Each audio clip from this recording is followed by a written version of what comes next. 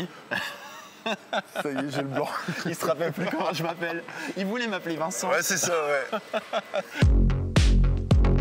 Donc le principe de l'assage, c'est une fois qu'on a enfilé les rayons sur le moyeu, on va venir se servir de cette machine-là qui s'appelle une LTS.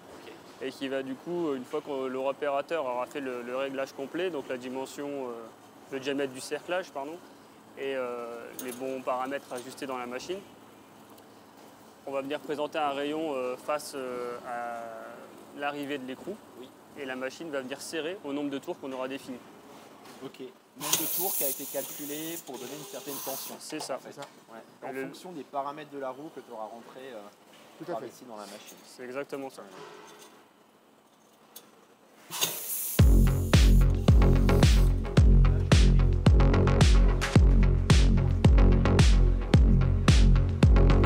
Avant d'avoir cette machine-là, on montait du coup les cerclages totalement à la main. Donc on avait une petite visseuse où on venait en fait reproduire le même principe qu'ici.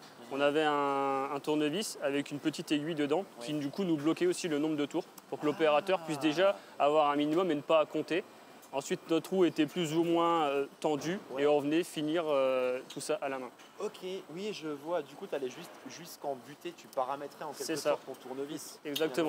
Ouais. La grosse difficulté, par contre, c'est que comme on fait du vélo à la carte ici chez Origine, c'est que l'ajustement de ce petit arrêt était très régulier.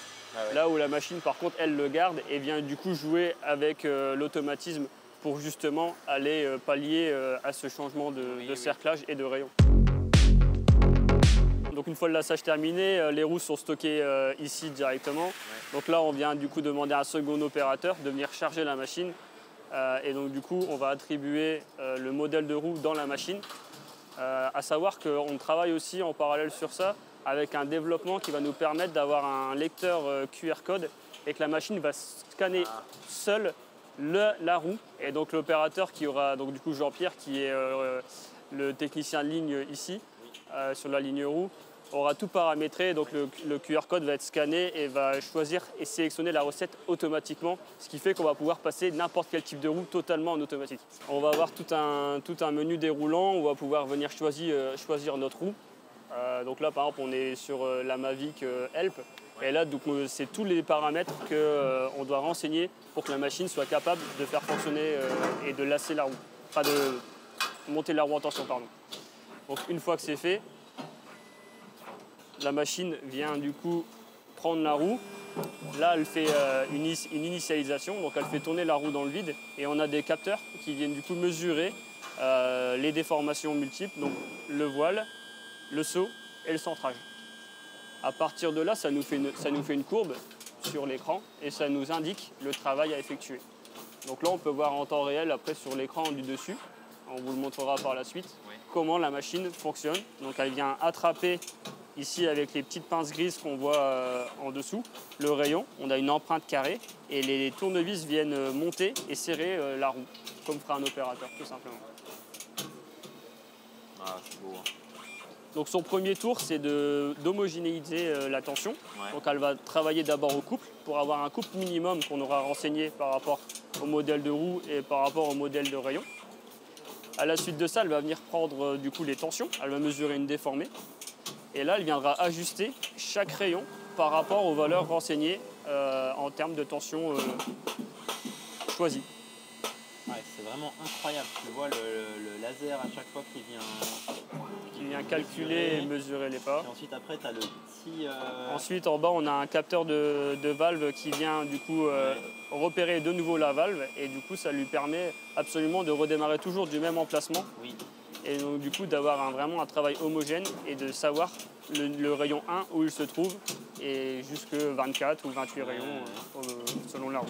Et puis là, comme on discutait tout à l'heure, dans un processus, on va dire, industriel moins tourné vers la qualité, tu pourrais, si tu étais moins regardant, juste en fait prendre cette roue produite et dire voilà, c'est la roue qui va partir sur un vélo et faire des contrôles d'échantillonnage et en fait te satisfaire de la qualité de la machine. Tout à fait. On pourrait le faire. Ouais. Il y a même des machines qui existent sur le marché aujourd'hui où on se passe totalement de cette partie un peu intelligente où on vient vraiment serrer uniquement au couple et on vient faire de la roue avec du coup que du serrage au couple, ce qui permet en fait de toujours avoir la même roue et d'avoir une cadence très très élevée. D'accord. Et de du coup se contenter d'un voile et d'un saut, d'une tolérance du coup déterminée par rapport à la qualité et à la finition du vélo qu'on souhaite. D'accord. Nous maintenant chez Origine, comme on disait, on fait vraiment du vélo à la carte. On cherche vraiment la performance et la partie technologique à apporter aux clients. Donc la direction a vraiment fait le choix de justement investir dans une machine qui nous permet d'accroître notre croissance tout en gardant cette partie un peu manuelle et artisanale, Oui. même si on commence un petit peu à s'industrialiser. Ouais. Mais on a toujours ce lassage qui est fait manuellement, ce contrôle qui est fait, et on rajoute encore, malgré tout cet investissement technologique, un contrôle manuel pour être sûr que le client soit totalement satisfait et qu'on est vraiment dans les tolérances qu'on a déterminées.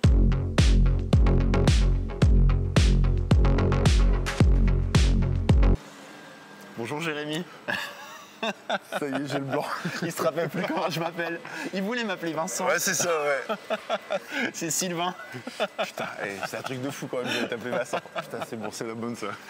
Attends, je vais voir si ça tourne, c'est énorme ça comme truc. Ok. Ouais, c'est super. Mais ça va Jérémy? Putain, c'est dingue. Vincent?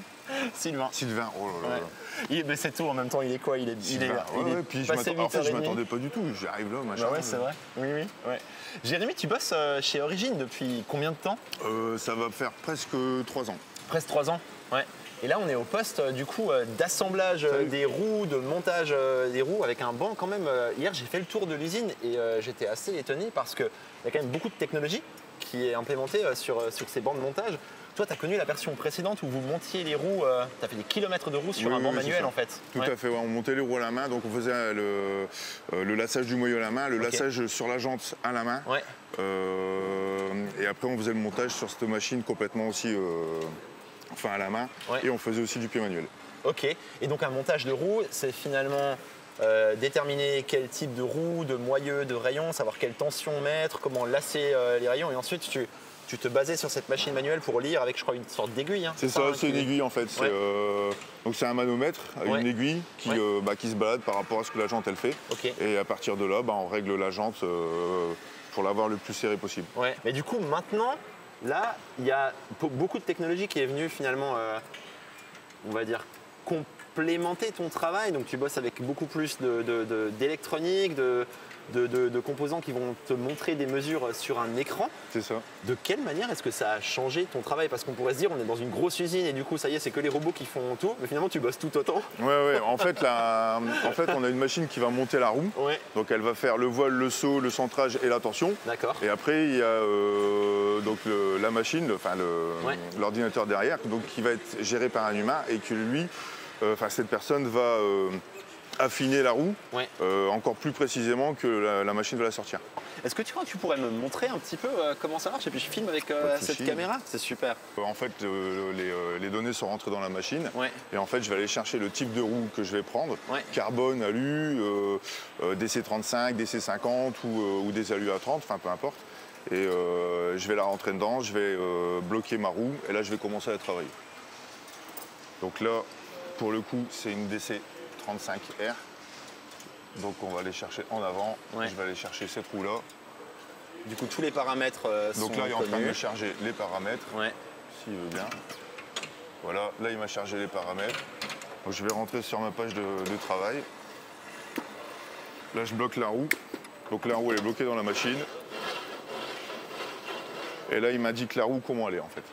Donc à partir de là, en fait, je vais travailler ma roue par rapport au voile, au saut et au centrage. D'accord. Donc là, ici, j'ai mon voile qui apparaît. Donc la ligne noire, c'est ma jante, où elle se situe. Oui. La ligne bleue, en plein milieu, ça serait la ligne parfaite qu'on essaye d'aller chercher au mieux. Celle du haut ici, c'est pour le saut. Donc pareil, au niveau du saut, j'ai ma ligne noire, c'est ma roue. Le saut, c'est si la roue est ronde ou pas quand elle tourne comme ça. Ce qu'on appelle un plat vulgairement en fait. Enfin vulgairement, c'est c'est pour savoir si là elle serait ovale. Donc là en fait ici ma roue elle remonte vers le moyeu à cet endroit-là. Et à cet endroit-là, j'ai ma roue qui s'en va. Comment il est lu le saut? Parce que là, tu as une roulette latérale ici. Alors, il est lu là en bas. J'en ai deux ici, j'ai deux capteurs ici qui sont ici. Ok. Donc ici le saut, là le voile et la retransmission elle se fait aussi ici. Donc en fait les 3 points de mesure, les 3 capteurs vont me servir à pouvoir régler la roue. Et je vais toujours travailler sur mes capteurs du bas. Parce que c'est là, en fait, les capteurs du bas, c'est là où je vais avoir mon curseur rose. Oui. Et c'est là où ça me dit où la roue elle est située. Ouais. Donc comme ça, je peux travailler directement ma roue sur le défaut qu'elle me présente. Qui est montré sur l'écran. Ouais. Et tu me disais du coup que tu arrivais, grâce à cette ligne-là, à comprendre aussi l'opposé de la lecture en fait. Oui, c'est ça. Là, tu as le capteur ici et tu comprends ce qui se passe en bas. Voilà, c'est ça. Finalement. En fait, là, moi je vais travailler, admettons que si je travaille cette zone ici, je vais pouvoir m'arrêter assez rapidement pour éviter de venir travailler cette zone-là qu'elle n'est pas travaillée ou qu'elle doit être travaillée différemment. Ouais. Donc impressionnant. Là, je vais reprendre le centrage. Ouais. Donc en fait, à partir de mon point rose, je vais aller rechercher tous mes centrages. La rapidité avec laquelle tu fais ça, elle est impressionnante quand même. Bah après, c'est du travail, c'est des heures et des heures de travail, quoi. Puis tu attrapes toujours avec la pince pour pas qu'il tourne, c'est des rayons plats et puis aussi juste pas qu'il tourne. Voilà, là en fait on est sur du rayon laser, donc des rayons ronds. Donc je vais prendre une pince plate comme ça pour éviter justement que le rayon tourne et que ça brille et que ça fausse. D'une, ça fausse la lecture. De deux, que ça fausse les tensions par la suite. Donc, et ça évite aussi. Après il y a un cassage aussi sur la roue, donc en fait le cassage va remettre le rayon droit. Le fameux cassage qu'on fait à la main en pied manuel, bah, cette machine-là, en fait, elle va le faire. Ah, j'ai deux roulettes de stabilisation. En fait. Ouais, ça c'est souvent quelque chose, quand tu reprends un vélo sur lequel tu as bossé sur la roue, tu vas faire tes premiers tours de roue, boum, c'est en place. Voilà, ça se met encore longtemps. Donc là, du coup, la ligne noire, on va revenir sur le voile. Là, du coup, je suis venu la recentrer et je suis venu le remettre. Donc en fait, je vois directement en live ce que je suis en train de faire. Là, je refais un petit peu le voile. Donc voilà, en fait, là, cette machine-là, elle va me permettre de travailler un petit peu plus vite et beaucoup plus en précision que sur un pied manuel. Impressionnant. Et donc au niveau des tensions, en fait, c'est le bureau d'études qui va travailler sur le rayon, la tension des rayons, qui va calibrer, regarder la calibration des tensiomètres, des différents tensiomètres par rapport à la tension recherchée. Et en fait, donc sur chaque poste, la mat 1, la mat 2 et sur le pied manuel, j'ai des tensiomètres différents, mais avec leur propre tension à donner. Donc j'ai une feuille. Là, j'ai une feuille où justement je vais avoir mes différents types de roues avec mes différents types de tension par rapport au tensiomètre. Donc je vais avoir ma tension cible, ma tension mini, ma tension max et je vais avoir la roue avant et la roue arrière. On entend aussi parfois qu'en fonction de sa pratique ou de comment on va charger le vélo ou tout, on pourrait peut-être agir sur la tension des rayons pour le rendre plus ou moins nerveux, plus ou moins confortable.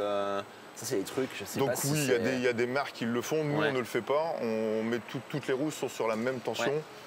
Que ce soit toutes les roues DC35 pour les gravels, que ce soit pour de la longue distance avec de la charge ou des courses d'effort très intenses, ils auront les mêmes tensions. Eh ben, un grand merci Jérémy pour toutes ces infos. Tu te rappelles de mon prénom ? Vincent. Non, Sylvain. T'as fait exprès. Non, même pas. Non, même pas, j'étais en train de chercher.